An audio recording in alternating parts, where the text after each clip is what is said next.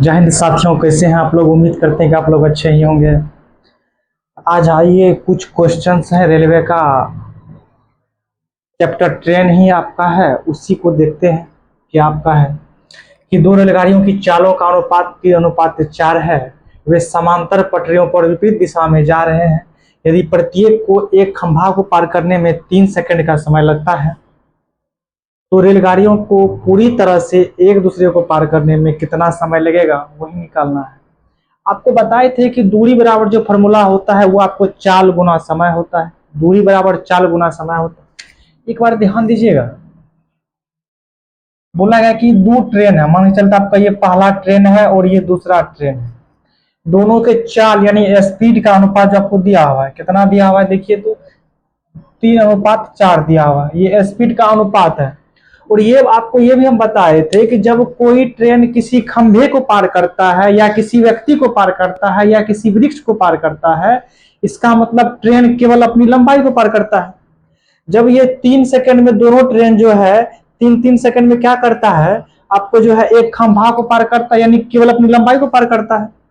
तो जो समय जिसका दिया हुआ देखिए, टाइम जो दिया हुआ है दोनों का, इसको भी लगता है 3 सेकंड का समय और इसको भी लगता है 3 सेकंड का समय। कोई दिक्कत नहीं है।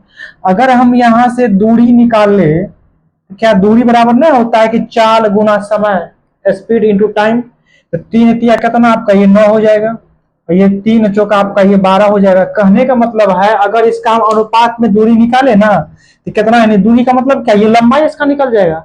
जब कोई ट्रेन किसी खंभे को पार करता है यानी अपनी लंबाई केवल पार करता है, तो ये ट्रेन का जो ये आपका लंबाई निकल जाएगा कितना, पहला का 9 मीटर और दूसरा का आपका ये 12 मीटर।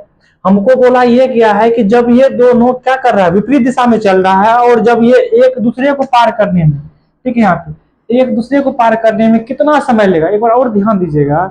जब ट्रेन आपको बताए थे किसी दूसरी ट्रेन को पार करे या किसी प्लेटफॉर्म को पार करे या किसी पुल को पार करे, तो क्या करना है, उसकी लंबाई को ट्रेन की लंबाई में जोड़ देना है।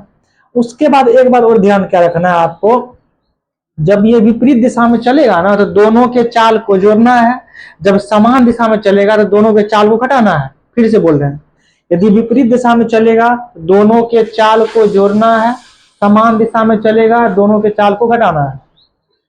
अब यहाँ हमको निकालना है समय। समय बराबर क्या, दूरी या बटा में चाल। ध्यान दीजिए ना, तो दूरी कितना, इसका ये लंबाई 9 दूसरा का 12। जब एक दूसरे को पार करेगा दोनों को लंबाई को जोड़ना है, तो 9 प्लस आपका ये 12 आ जाएगा। बटा में क्या आपका आ जाएगा, जब एक दूसरे के विपरीत दिशा में जाएगा तो दोनों के चाल को क्या करना है, जोड़ देना। तो 4 क्या है, 3 और 4 आपका ये 7 हो जाएगा। जब यहाँ जोड़ेंगे 12 और 9 21 बटा आपका ये 7, 7 या 21 यानी 3 सेकंड का समय लगेगा आपका। कोई दिक्कत। अगला क्वेश्चन सेम ही है, आइए उसको भी एक बार देख लेते हैं।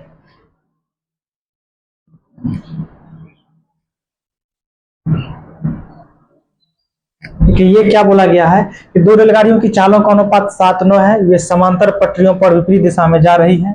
पहली रेलगाड़ी एक खंभे को 4 सेकंड में पार करती है, जबकि दूसरी गाड़ी उसी खंभे को 6 सेकंड में पार करती है। तो गाड़ियों के द्वारा एक दूसरे को पार करने में लिया गया समय ज्ञात कीजिए। आइए फिर आपको दो ट्रेन है, पहला और दूसरा मान लेते हैं। और दोनों के स्पीड यानी चाल का अनुपात 7:9 है, हो गया। और बोला गया कि वे जब समांतर पटरियों पर विपरीत दिशा में चलती है तो पहली रेलगाड़ी एक खंभे को पार करने में 4 सेकंड, मतलब पहला को जो समय लगता है 4 सेकंड और दूसरा को जो समय लगता है उसी खंभा को पार करने में 6 सेकंड। यहां देखिएगा, चाल मालूम है, समय मालूम है। जब यहाँ गुना करेंगे 4 गुना समय, ये दूरी आएगा। दूरी किसका है, दूरी नहीं आपका ये ट्रेन का लंबाई आ जाएगा। समझे बात को, फिलहाल दूरी मान लेते हैं, मान के चले हम, ये तो लंबाई है ट्रेन का रियल में। 7 गुना 4 आपका ये 28 आ जाएगा। 9 छाके 54 आपका आ जाएगा।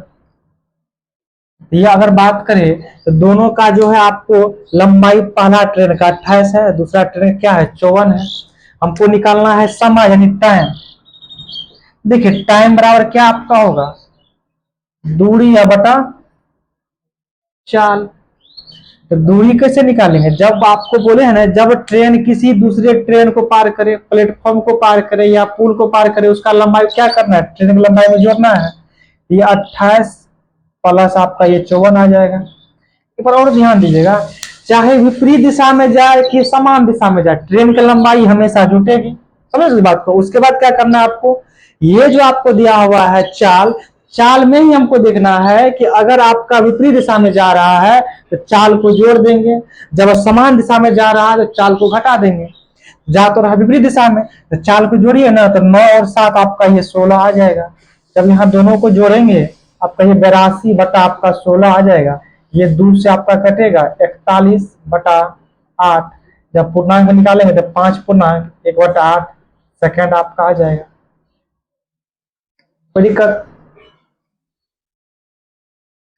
वीडियो कैसा लगा थोड़ा सा कमेंट करके बताइएगा। और सफलता एक्सप्रेस 2025 जो हमारा यूट्यूब चैनल है, आप लोग उसको कृपया करके सब्सक्राइब कर लीजिएगा। यदि वीडियो अच्छा लगा होगा तो सब कमेंट भी कर दीजिएगा। तब तक के लिए हम मिलते हैं हम लोग अगला वीडियो में। जय हिंद।